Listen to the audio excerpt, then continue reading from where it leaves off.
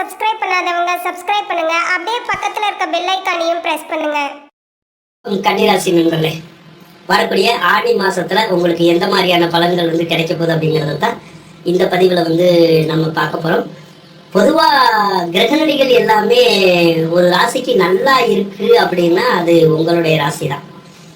காரணம், குரு பகவான் ஒரு கிரகமே போதுங்க உங்களுக்கு அள்ளி கொடுக்கக்கூடிய ஒரு அமைப்புல தான் அவர் இருக்காரு. அதாவது 11வது ராசியில் இருக்காரு. 11வது ராசிங்கிறது மிகப்பெரிய யோகமான ராசி, மிகவும் லாபகரமான ஒரு ராசி அப்படின்னா 11வது ராசி தான்.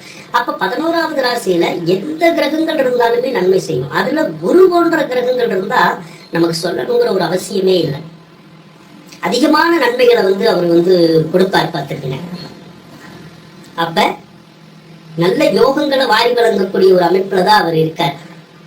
பொருளாதாரத்துல முன்னேற்றம் இருக்கும், வேலை வாய்ப்புகள் கிடைக்கும், அதேபோல கடன் காட்சிகள் அடையும், பெரியோர்களுடைய உதவி ஒத்தாசை இதெல்லாம் நமக்கு நிரம்ப கிடைக்கும். அடுத்து குரு பகவான் நகைகளுக்குடைய கிரகம். சிலருக்கு ஆடை ஆபரணங்கள் வாங்குற மாதிரியான விஷயங்கள் எல்லாம் அந்த குருவே செஞ்சு கொடுப்பார். அதே மாதிரி குழந்தை பிறக்காதவங்களுக்கு குழந்தைகளை பிறக்க வைக்கக்கூடிய ஒரு அமைப்பு. திருமணம் ஆகாதவங்களுக்கு திருமண பாக்கியத்தை கை கொடுப்பார். வீடு வாங்கணும்னு நினைச்சு முடியாதவங்களுக்கு, வீடு கட்டணும்னு நினைச்சு முடியாதவங்களுக்கு அந்த ஆசைகளை நிறைவேற்றி தருவார். அல்லது ஏதாவது சொத்து பத்து வாங்கணும்னு நினைச்சாலும் வாங்கி தருவார். கணவன் மனைவிக்குள்ள கருத்து வேறுபாடுகள் இருந்தால் அந்த கருத்து வேறுபாடுகள் நீங்கி பிரிந்த கணவன் மனைவியை ஒன்று சேர்க்கக்கூடிய ஒரு அமைப்பு இருக்கும். அடுத்து உங்களுக்கு நோய் நொடி இருந்தாலோ, உங்களுடைய கணவன் மனைவிக்கு நோய் நொடி இருந்தாலோ அதெல்லாம் விலகக்கூடிய ஒரு அமைப்பு இருக்கும். உங்களுடைய கணவன் மனைவி அவங்களுடைய உறவினர்கள் இருக்காங்கல்ல, அவங்களுடைய வீட்டாளர்கள்லாம் அவங்கனால நன்மையும் யோகமும் பெறக்கூடிய ஒரு அமைப்பையும் குரு பகவானே உங்களுக்கு கொடுப்பாரு. அதனால குரு ஒன்னே போதும், உங்களுக்கு சகல பாக்கியத்தையும் கொடுப்பாரு.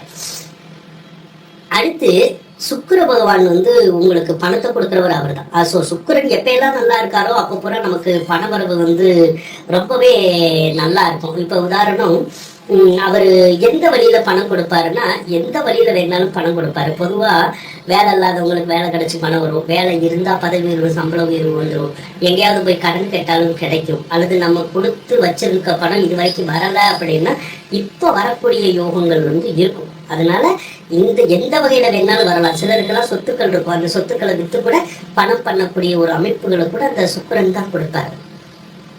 இப்ப ஜூலை 5ஆம் தேதி சுக்கிரன் உங்களுக்கு 12வது ராசிக்கு வருவாரு. அப்ப வரவீனங்கள் நல்லா இருக்கும், அதே நேரம் செலவினங்களும் இருக்கும். செலவுன்னா எப்படி வரும்? வீடுனால செலவு அப்படின்னா வீடு வாங்குறது, கட்டுறது, திருத்துறது, இந்த மாதிரி.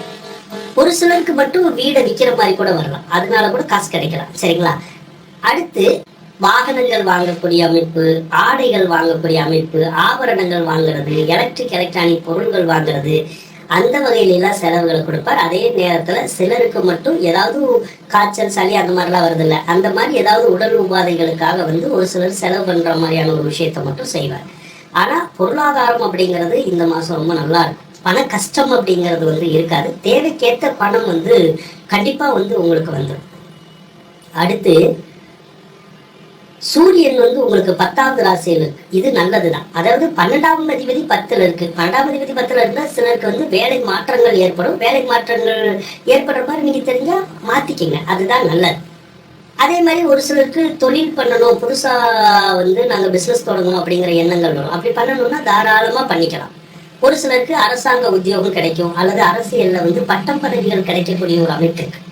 சிலருக்கு கல்வித்துறையில வேலை, அல்லது கல்வித்துறையில இருக்கிறவங்களுக்கு யோகம், அக்கௌண்ட்ஸ் துறை அதுல இருக்கிறவங்களுக்கெல்லாம் நல்ல யோகங்களை கொடுக்கக்கூடிய ஒரு அமைப்பு இருக்கு. அதனால தொழில் ஸ்தானம் அப்படிங்கிறது இந்த மாசம் ரொம்ப நல்லாவே இருக்கு அப்படின்னு சொல்லலாம்.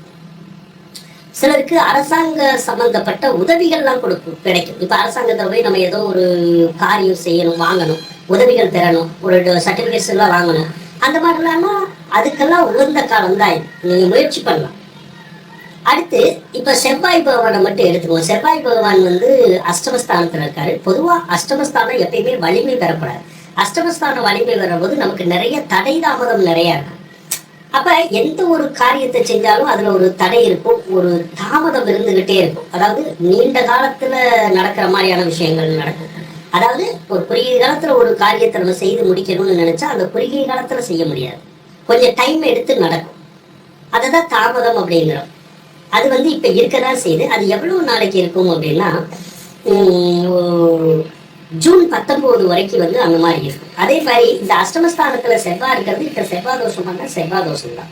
அப்ப ஒரு சிலருக்கு வந்து உடம்புல காயங்கள் ஏற்படலாம், புண்ணு வரலாம், அல்லது லைட்டா ப்ளீடிங் கூட ஆகலாம். அந்த மாதிரி ஒரு அமைப்பு இருக்கு. உங்களுடைய சகோதர வகையில கூட பிறந்தவங்க கூட கொஞ்சம் கீழே விழுகிறது கூடிய ஒரு அமைப்பு இருக்கும், கவனமா போகணும்.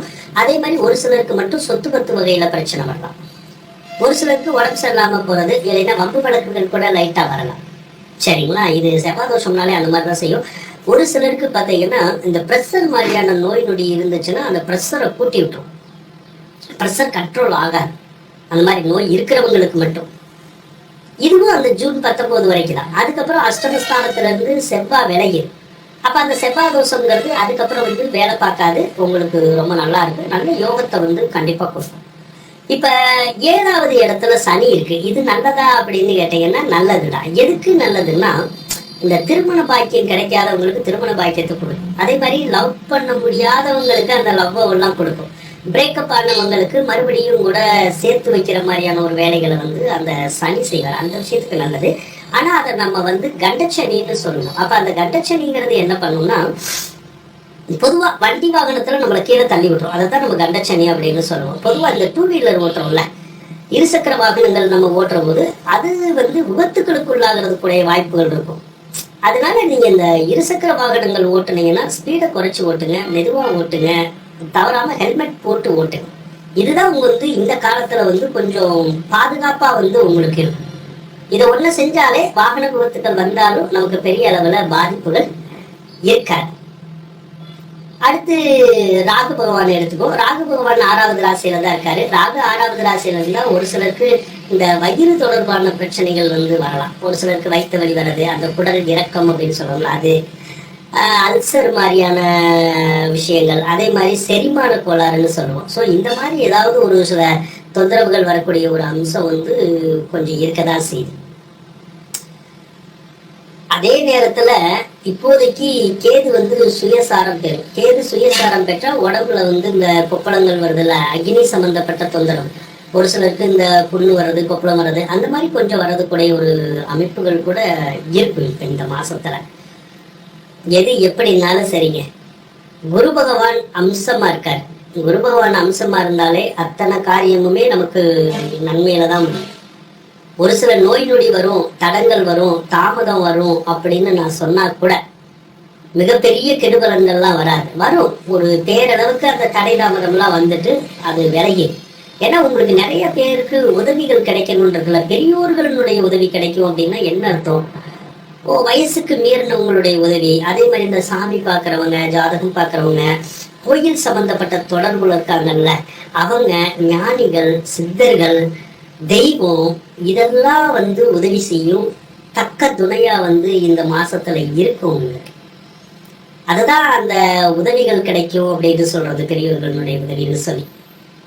நீங்க பாருங்க, ஏதாவது ஒரு விதத்துல கண்டிப்பா உங்களுக்கு அது கிடைக்கும். அதன் மூலமா நீங்க எதுல தோத்துக்கிட்டு இருக்கீங்களோ அந்த விஷயத்துல கண்டிப்பா நீங்க ஜெயிப்பீங்க. மேலும் தகவலுக்கு எங்க சேனலை மறக்காம சப்ஸ்கிரைப் பண்ணுங்க. நன்றி.